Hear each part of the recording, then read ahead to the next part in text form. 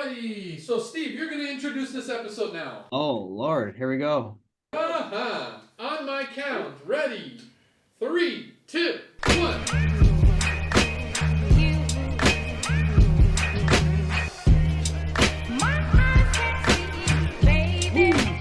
Hey, it's Steve Zonardo, Mike Gaddy on Real Estate on Record. We got another episode here. What are we jumping into, Stefano? I'm not even sure.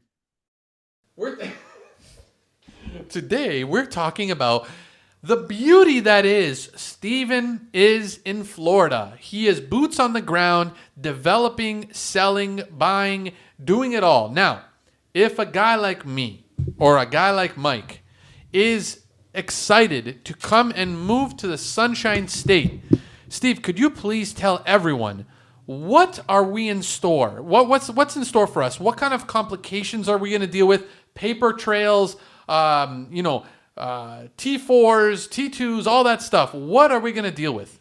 Yeah, let's go with the latter, because if we go into like the immigration process, it'll be a very long-winded podcast. I mean, but if you want for purchasing property, it's not as difficult as what people think, right? I think importantly is just, again, the sound advice. What we've done here is obviously we've overlapped our Canadian business into America, so it's exact same services, same process, that everyone kind of understands back in Toronto. And then what we're doing now is, obviously there's a lot of things you need to know about dealing with a subtropic climate, right? Storms, floods, stuff like that. So what we're doing is, again, I'm a little bit of a very conservative person, and every which way. Look, even my shirt is blue. So it's like, but it's, so if you look at it, like we make sure that the investment's safe, first of all, because I know a lot of people want it. They're coming in with this idea of like locating right on the beach or running these areas, and they're not looking at the fundamentals of living in subtropic weather. Because look, one storm comes and you get washed away, and you're dealing with insurance, and insurance doesn't want to pay, and then the house is down. And you know what I mean? And then there's huge resale issues in the future because it is in a flood zone. So what we've done is we've basically found all the dangers of living in let's say subtropic weather, and then eliminated them by process and relocation into areas that are going to be safe and not affected in the whatever Florida has to throw at it. Okay, that's a great start. But what about if we want to dumb it down for people? Will our T4s and T2s, will our financial statements, will all of that work well with the cross platform, across the border, buying an investment property? Yeah, you know what? So what we have a few options with when purchasing with financing. It's obviously the hugest issue. We have some Canadians coming in paying all cash, so they'll either have the money at hand or use a line of credit, and then they'll just service their debt back in Toronto with the income that they're getting produced here in the U.S. That's one way of doing it. Another one is, obviously we can deal with Canadian banks that are in America, like TD and RBC. So they have branches out here. The process is a little bit tedious with the amount of paperwork, especially if you're self-employed. It's a very long process. But the timing on things is a lot longer than, let's say, Toronto. Like a pre-qualification is usually 3 to 5 days in Toronto. Here it's like 3 weeks, so 2 to 3 weeks in a sense. So so the process is a lot longer. They want to screen everything a lot more in depth. And that's obviously because of the housing crisis in 06, 07, 08, right? When obviously America had a huge housing crisis. They were a little bit more stringent on how they sell properties. So that's one way. So the Canadian banks can deal with it. There's also programs for foreign nationals with American banks, probably a little bit of a higher rate with that. And then there's one option. Again, America's got so many different packages on getting financing. It's a playground if you want to make money, to be honest. There's one program called the DSCR. And what this loan is basically, they don't look at your income. They don't look at your FICO score. They don't even care who you are. They're going to look at this property. They're going to look at what it rents for. If the rent appraisal comes in and it offsets all the expenses attached to this property, you're approved. You got yourself a house. Wow. What? Where That's was nice this for when I investors. came there? How amazing is that? If like, I remember one of my partners and some of the stuff that we owned in the past. he always said this. I mean, this is like a veteran, investor and stuff like that. Has a ton of property. And he always says the hard part is to get the loan. If you can get the loan, doesn't matter what rate it is, get it. Because if the investment's good, clearly, you've done your due diligence, investment's good, you just need the money. And then after you can make adjustments to it as you go, but make sure you secure the property. So like a DSCR loan, we just got one Canadian client approved yesterday, and he's got no paper trail. Everything was, I don't know if it was all paid in cash in his past life or whatever. He's got no paper trail. So we got him a loan. Um, we started with, you can get it as low as 20% down. The only thing with 20% down is it offsets the rent appraisal rather, because the expenses get higher. So the more money you put down, the higher opportunity to qualify for this loan. So my client put 35% down and he's getting a 7.99% mortgage for like 3 years. So in 3 years, you break the mortgage and then, or get another mortgage through another company, hopefully at a lower rate. But the thing is, right now, he's bought in real estate. I think it's Florida's low point right now, to be honest. We obviously had that dip, but now we're starting to kind of trend back up. We're noticing now. So why not? He secured the investment. He's happy with it. He couldn't afford this property in 22 because it would have been, some of them were listed at about 520,000. He picked it up for 405, 410. So yeah, it's good timing. He secured the investment. Did I answer your question, Stefanuch? It did. Now, what about if you want to? Okay, so let's say you are self-employed. Now, you said that there's a lot more obstacles to a lot more hurdles, correct? Yes. Okay. It's So not what? hurdles. It's not hurdles. It's just providing documentation. If you're not organized and have documentation at your fingertips, like I'm lucky I got Elisa, my assistant back in Toronto. She knows everything. She knows where everything is. Everything's like in little compartments everywhere. So when they ask for, we need, whatever, your T1 generals from the last 3 years, we need blah blah, like a whole package. She's able to dump whatever they need in like, you know, an hour. You know what I'm saying? She can load up their portal. Because what it is, when you're doing a mortgage for a cross border, you'll have like a portal, let's just say like RBC portal. And then you just dump in all your documentation in there, and then they'll be reviewing it as it's coming in to get it ready for the underwrite. So so now the other question a lot of people have: what about when it comes to the legal stance on things? Can you help us investors with perhaps an attorney, a lawyer, a confidant that you trust? Can we get that kind of a connection with you? Yeah, of course. I mean, that's what I'm here for, right? I mean, if I didn't have that, I'd be in Toronto pretending to sell real estate in Florida. So no, I'm here boots on the ground. I have real relationships, right? Um, so yeah, So, I break bread with a lot of like our title company. We have a new contact here in Estero. We broke bread, like these are people I spend time with. So whatever we need, they're gonna obviously they're gonna, I wouldn't say jump, but they're going to be very active knowing the amount of production that we're already doing, and we're just so fresh into the country. So they kind of understand where to treat me and my clients based on their opportunity to make more money, right? So sad to say, but ultimately that's it. Money makes the world go around. So the more deals you produce, the more opportunities I can get my clients because of the production, right?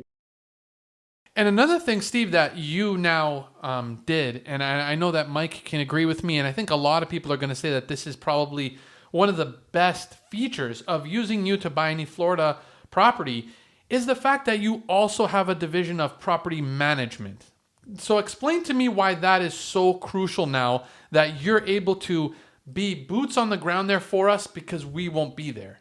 Yeah, I'm 100%. It's like a one-stop. Again, property management company, we don't make much money doing it. It's more of a it's a hassle. It is what it is. It's not a very high producing yield, but it's also a service we want to provide to clients from out of state, out of country, where it's like, okay, you're dealing with us. You dealt with us through the purchasing process. You know how we deal. We're all in, right? This is your properties are our properties.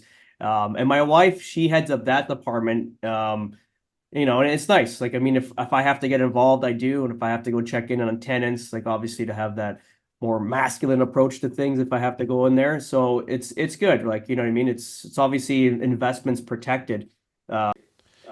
And your hands are always mixed into that, so you're very, you're in the know with the properties, correct? Yeah, for sure. I mean, it's almost much because now my wife will talk to me about real estate. Before I didn't have that challenge, but now I gotta like sit on a couch and like hear things. But yeah, it's all good. It's fun, and it's giving obviously our clients a peace of mind that we're here, boots on the ground. We're gonna whatever we've done in Canada, we've overlapped it into the US. We have a very good history with clients back in Toronto. We never have any disputes. We've always done our what we said we're going to do. So yeah, it's for sure. It's And definitely I think one thing we missed on all this is before we even get to the rental part of things is your PDIs that you do yes, basically, like, sir. and the updates. Like I think that's huge value, right? I know doing like a rental myself, if you're not there every day, you're like, what did they do? What was the next point? I want to see it along the way. And you offer those videos and you do a full walkthrough. And then even when there is issues, you're very like meticulous. Like I even saw the one the other day with the garage, the level of the garage. Like those are things that even if you were a regular realtor, you're in construction, you understand how things are made, where you could pass this along to the builder to fix these deficiencies prior to your clients even taking possession, right? So I think that in itself is its own service. That could be the biggest one, I think. I think it's thank you. probably one of I the even biggest. forgot Yeah. about it. Just almost like second nature, right? Where it's again, I was just dealing now with an email in the last one, just PCO. They're called pre-occupancy walkthroughs, and it's like so they can't make it down. I just talked to them now. April 16th, I'm flying down on the 15th, so I can't make it. So it's like the 12th. Let's move it to the 12th. I'll do the walkthrough. And it's true, you pick up a lot of things to it, right? And this is why I found, I heard there's two people that bought into Verdana Village, which is where I live. And again, it's everyone's right. They can go directly through the builder, but it doesn't make sense. Like you got maybe they didn't even know who I was or whatever, but it's like I'm there. Like deal with me. You're not paying extra for the house. I'll negotiate the deal. Like I'll negotiate the deal better for you. Trust me. You're not gonna get the deal that I'm gonna get you. Trust me. I've done this. If I don't want to talk about people that we've just done recently and what they pay for these properties. Um, so you're going to get the negotiations, you're going to get the constant checkup. It's almost like our projects, like Mike, we're building down here. This is like, you know what I mean? It's nice to kind of walk through these properties and see the check. It's even number one, it's educational because I've become second nature. This construction is almost as familiar as, let's say, construction in Toronto to me now. Yeah. And it's, you know what, it's peace of mind for them. Then we do that PCO, the walkthrough. We figure out all the, the blue tape as we call it, and then we fix it. So yeah. And there is one, and to touch on this topic, which I think is probably one of the most informative one because I have my hands in Florida as well. Steve, how important is it? How like people I don't think realize how important it is that you live there, like you live there. So explain to me and everyone else that is looking to do this leap into Florida why it's so important to have a trusted realtor that physically lives there with his family. Like in the purchase thing? Just in this crazy peace of mind. It's not like you're saying, like we joke about it all the time, that you're an advocate of you guys should live in Florida in order to sell Florida. But you physically live there and sell it. So why is this such a core piece of your success? Listen, and not to put anybody under the bus, but it is what it is. Like for like I don't even like some areas in Florida I won't touch. Like I don't know that area. I'm not going to put my clients in jeopardy because I want to make a commission check. I'll refer it out to a local professional in that area. I'll take a piece of the action. Clearly, we're in this to do business. But ultimately, I'm going to make sure that my clients are safe. So if someone calls me and they say, I want to go to Sarasota. Okay, great. This is who you should contact. This is the agent. He knows the area. He lives in that area. He knows everything. You know what I mean? I can't pretend. I could lie. It's a 2 hour drive or an hour and 45. It's not the end all. But ultimately, I think that's what's important is like knowing your ground and not to, again, put anybody under the bus. But I think a lot of people, again, I don't follow any realtors, but I hear a lot of people selling in Florida now. Good for them. I think it's a good way, it's a great market and the whole thing. But ultimately, if you're doing it because you think it's an NFT or a Bitcoin. It's like like a fad. And I think that's currently what it is. It's a fad. Everybody wants to do that north to south kind of sales. But again, who don't pretend. Like I think ultimately you're going to be um, doing a disjustice to your clients because you're going to be putting them into crap, and then ultimately they'll have a bad experience. Like I get calls from clients, some not clients, but potential clients that have dealt with somebody in the past that didn't know who I was, and it's just like, oh, we bought this house, and I'll do a quick research on it. I'm like, you're in a fucking flood zone. Like you're literally 10 feet underwater if there's a small rainfall. No wonder your Yeah. property insurance went from 2,000 to 6,500 a year. So what do you Wow. and if you have a more if you In the have a taxes. you're done. But you know what happens with that? Then that story comes back. That Canadian comes back to Canada and says, "Oh, it's shit, the insurance and it's not good and it's this horrible experience." And then that's like it spreads like a virus. But that's because somebody put them into something that they should never have been. Like, and this is why we're here on the boots on the ground. We know what's safe for clients. Again, everybody wants to be on the beach and the whole thing, and I push everybody. That's the first, like, it's almost like second nature. I'm like, okay, no, you got to come where we are. You're like 30 minutes to the beach by driving. Like, nobody lives on the beach. It doesn't exist. So, um, yeah. So having Even people in Florida have their beach houses, right? Yeah, like your friend, right? He lives like half an hour from his beach house. Like he doesn't live at his beach house. He lives at his regular house and then drives to his beach house. So I think people just forget that Florida is still like people live and work there. They Yeah. go to school there. It's not just vacation all the time. Yeah, no, it's not. It's a thriving community. Like again, we go to the beach maybe once a month, like I would imagine, and it's fun, right? It's 30-minute drive. You go out and you do your thing. But remember, Florida is now your backyard. It's not like in Toronto you have your four posts in your backyard and a fence line, a privacy fence. Like all of this is your backyard. And so there's events every day and free. You can go to we went to the Estero festival last week, live band. One of the singers was from an American Idol, like really like high class music, country music, clearly.